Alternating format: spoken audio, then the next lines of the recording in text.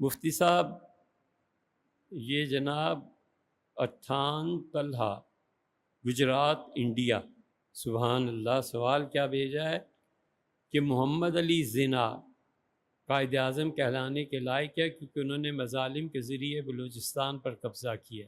خوب، بہت خوب۔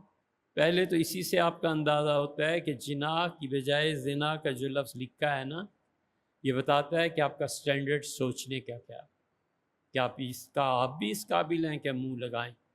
غالب نے کیا کہا ہے؟ پانی سے سگ گزیدہ ڈرے جس طرح اسد، ڈرتا ہوں آدمی سے کہ مردم گزیدہ ہوں۔ جس طرح کسی کو کتا کاٹ لینا تو وہ پانی سے ڈرتا ہے، بالکل اسی طرح میں آدمی سے ڈرتا ہوں کہ مجھے آدمیوں نے کاٹ لیا ہے۔ تو میاں اس کے ذریعے آپ یہ کہنا چاہتے ہیں کہ قائد اعظم کے ساتھ زنا کا لفظ استعمال کر کے والعیاذ باللہ ہم یہ بھی ثبوت فراہم کریں کہ ہم ان کے مخالف گروہ میں شامل ہیں۔